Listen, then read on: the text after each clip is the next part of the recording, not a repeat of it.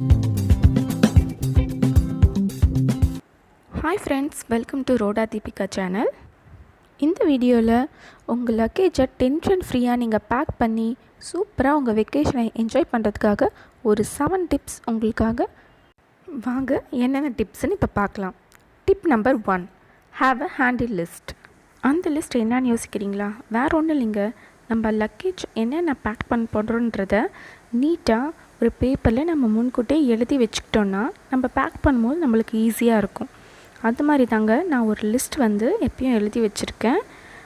அந்த லிஸ்ட்டில் யார் யாருக்கு என்னென்ன துணிங்க தேவை, அப்புறம் டாய்லெட்ரி ஐட்டம்ஸ் என்னது, மேக்கப் ஐட்டம்ஸ் என்னென்னு எழுதி வச்சுருக்கேன்.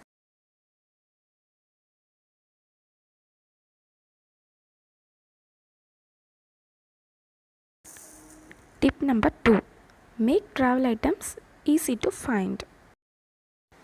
நம்ம ட்ராவல் பண்ணும்போது யூஸ் பண்ணக்கூடிய சின்ன சின்ன சோப்ஸு, பேஸ்ட்டு, ஷாம்பு பாட்டில்ஸ் அந்த மாதிரிலாம் ஒரே இடத்துல நம்ம வைக்கிறதுனால நம்மளுக்கு பேக் பண்ணும்போது ரொம்ப ஈஸியாக இருக்கும். அந்த மாதிரி தான் நான் எங்கள் வீட்டில் ஒரு ட்ரேயில் சின்ன சின்ன moisturiser creams, tooth paste, brushes அதெல்லாம் ட்ராவலிங்க்குனே போகும்போது யூஸ் பண்ணுறதுக்கான சில ஐட்டம்ஸ்லாம் இந்த மாதிரி வச்சுருக்கேன். இது பார்த்திங்கன்னா ஷூ பாலிஷு.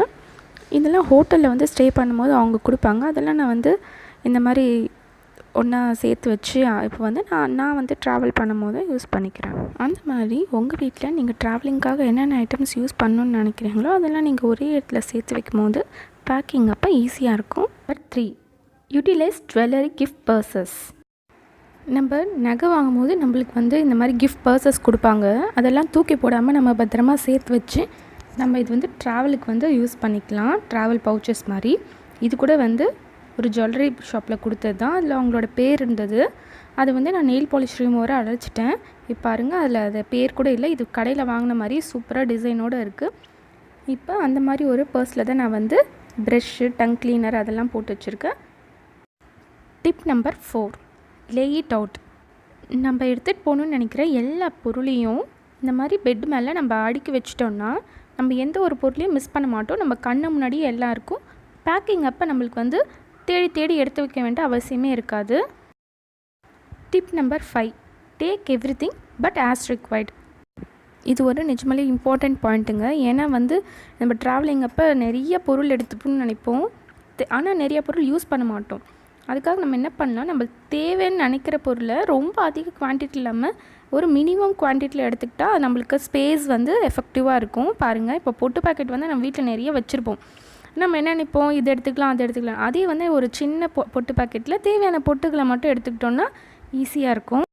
அதே மாதிரி இயர்பட்ஸ் தேவையான குவான்டிட்டி மட்டும் ஒரு ஜிப்லாக் பேக்கில் போட்டு எடுத்தாச்சு. அப்புறம் இது பார்த்திங்கன்னா சோப்பு டப்பா. எனக்கு எப்பயுமே சோப்பு டப்பாவில் வச்சு தான் யூஸ் பண்ண பிடிக்கும். அதனால் என்னோடய பசங்களோட சோப்பையும் நான் இதில் போட்டு எடுத்துக்கிட்டேன். Tip number 6, smart packing. நம்ம என்ன தான் எல்லா பொருளையும் எடுத்து வச்சுட்டாலும் அதை நம்ம பேக்கிங் பண்ணுறதுலாம் இருக்குது நம்மளோட சாமர்த்தியமே.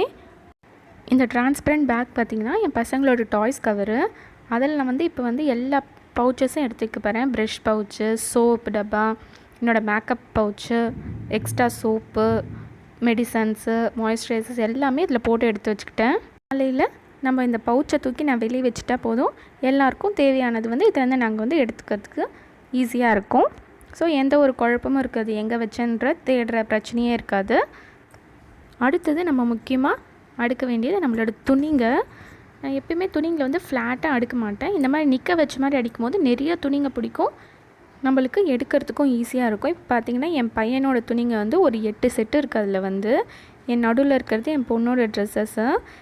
இப்போ சம்மர் டைம்ன்றதுனால நம்ம ஹெவி ட்ரெஸ்ஸஸ் ஒன்றும் எடுக்க வேண்டிய அவசியம் கிடையாது. காட்டன் ட்ரெஸ்ஸஸ் தான் நம்ம நிறைய போடுவோம். ஸோ அதுக்கு தகுந்த மாதிரி நம்ம எடுத்து வச்சுக்கலாம். இந்த சைடில் பார்த்திங்கன்னா இதில் என்னோடய ட்ரெஸ்ஸஸ் வச்சுருக்கேன். என்னோடது கம்மியான ட்ரெஸ்ஸஸ் தான். ஏன்னா இப்போ நான் வெக்கேஷனுக்கு என்னோடய மாமியார் வீட்டுக்கு தான் போகிறேன். அவங்க ஆல்ரெடி என்னோடய ட்ரெஸ்ஸஸ் கொஞ்சம் இருக்கிறதுனால நான் தேவையானது மட்டும் எடுத்திருக்கேன்.